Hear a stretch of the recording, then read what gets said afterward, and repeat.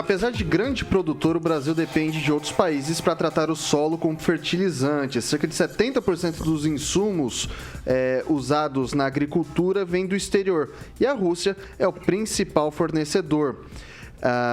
Os fertilizantes químicos são uma ferramenta usada pelos agricultores para aumentar a produtividade do solo. Em 2021, 23% dos adubos ou fertilizantes químicos importados vieram do país europeu, aponta o levantamento da Comexstat, do Ministério da Economia. São mais de 9,2 milhões de toneladas do produto.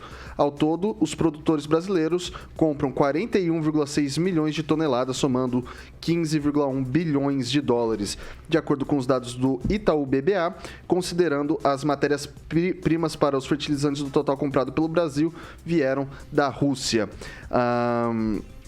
E daí eu jogo agora primeiro para o Rigon.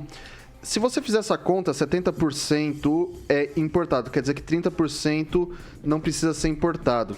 E você tem 23% desses 70% que vem da Rússia, vai ser um percentual bem parecido. Quer dizer que o Brasil teria uma autonomia ali de pelo menos uns 70%, aproximadamente 70% dos fertilizantes. Esse valor que é importado da Rússia já é motivo para talvez conflitos diplomáticos? Eu acho que a coisa ainda está, foi meio que afobada. Eu me recordo, talvez o francês se recorde também, se não me engano, a Contag, isso na década de 70, 80, iniciou uma campanha para que o Brasil chegasse a 100 milhões de toneladas de grãos. Aí você compara que essa montanha que a gente faz hoje, como o Brasil cresceu, ainda tem terra para crescer. Obviamente, os fertilizantes fazem parte disso, mas como eu falei da outra vez, assim como o Brasil precisa comprar, a Rússia precisa vender. Vai dar um pouco de trabalho? Sim, mas tudo está interligado. Depende realmente da conversa entre os países para poder resolver também essa situação. Francês.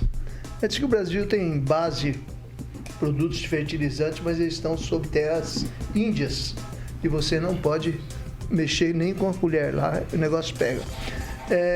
A Rússia disse que o gás ela não vai deixar de fornecer para a Europa. Uma afirmação que eu vi hoje. Agora, me parece que o Brasil compra 22% da Rússia, 20% de Belarus, ou Belarus, né? E Belarus já deu a informação hoje que não está fornecendo porque a Lituânia, por onde passaria as cargas dela, fechou a fronteira. Então, já são 40%. Entendeu? Uhum. Então, a situação do... Tá na época mais ou menos, foi o soja, acho que está sendo colhido, acabou de ser colhido agora. Vamos começar uma safra logo, e essa logística teria que já estar em andamento. Não dá para fazer compra, você não sabe se vão entregar. Depois, quando você fizer compra, o país às vezes ainda não produziu. A distância, vem tudo por navio, demora. A logística é complicada. Professor Itamar. Só uma questão aí que foi informada, eu acho que o Vidigal informou errado. Ontem foi assinado, eu procurei já, não consegui encontrar essa informação que ele passou, que o presidente da Ucrânia teria assinado o pedido de entrada na OTAN. O que ele assinou ontem foi o pedido de entrada na União Europeia, que é algo bastante diferente. A União Europeia é um tratado comercial, a OTAN é um tratado militar. Até seria bom se ele confirmasse aí para ver qual foi a fonte, porque nenhum dos sites principais do Brasil traz essa informação hoje. Eu devo ter me confundido, tá certo? Eu devo ter me confundido. Agora pode falar da questão dos fertilizantes, professor. Bom, e aí o francês já tocou no assunto, também tinha tocado ontem, né? Ou seja, nós temos condições de ter 100% de fertilizantes com a base nacional, ou quase isso, né? Perto disso, não precisamos ter preocupação de ter 100%, né? De ter uma oferta maior.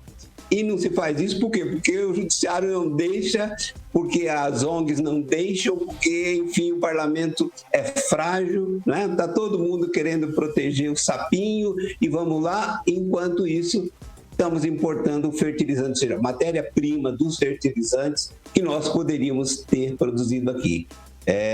No Brasil, uma parte significativa dos brasileiros de influência, formadores de opinião, jogam contra o Brasil, né? Aí fica difícil. Agora nós estamos dependendo de uma coisa que nós temos aqui até para exportar no longo prazo, mas, no entanto, nós dependemos de lá. Então, assim, qualquer coisinha que vai fazer, por exemplo, numa instituição pública, por que a universidade fez algumas ruazinhas ali e que uma árvore ficou no meio? Porque teria que fazer um estudo de impacto ambiental, e foi feito, obviamente, e alguns grilos deixariam de existir se aquela árvore fosse arrancada. Então, deixa a árvore no meio, ao invés de pensar em plantar mais 10, 20 árvores para substituir aquela, né? Então, assim, fica difícil. Esse ambientalismo, digamos assim, bocó, que prevalece no Brasil e nas outras partes do mundo também, mas sobretudo aqui, dificulta o nosso desenvolvimento. Ok, vou passar agora para o Paulo Vidigal. Eu acho que alguma coisa nesse sentido já foi dita. Né? Desse total que você levantou, que você apresentou, Vitor, 70%, né, do Brasil, 23% seria da Rússia. Né? Uhum. Penso que o importante seria que o país realmente fosse independente e não... E se é que ele é dependente, nessa questão da produção de defensivos de agrotóxicos, de fertilizantes, se é que ele é dependente. Então, nós deveríamos ter uma independência nesse sentido para que a gente tentasse passar intocável por isso que está acontecendo. Eu não sei se essa é uma realidade que está num presente futuro muito próximo. Acredito que não. Mas eu só queria lembrar uma coisa também. Eu peço desculpas de ter me enganado pelo nome que eu troquei, o nome da entidade que eu troquei.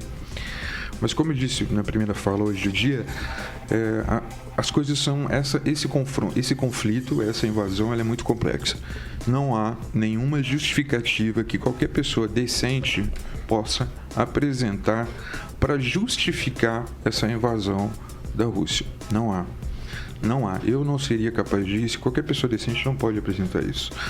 Mas, também, por outro lado, acho que é preciso as pessoas pensarem um pouquinho abaixo da superfície de que não há mocinhos nessa história. Temos interesses econômicos de países, né, ditos imperialistas, né? Nós sabemos, né, das invasões e das ocupações dos Estados Unidos, por exemplo, né, invadindo o Iraque, justificando que teriam armas nucleares, invadindo a Síria, invadindo o Afeganistão e vários outros países. Então, assim, é complexo, não tem mocinho nessa história. Tudo e próximo lá da Rússia. Nesse momento, falar Ok. as autoridades não aliviando a temperatura, a coisa começa a ficar um pouco mais preocupante. Ok, Emerson Celestino. Então, tem uma fábrica no Mato Grosso do Sul de fertilizantes que o PT começou a construir e gastou 3 bilhões. Né? Tá lá paradinha.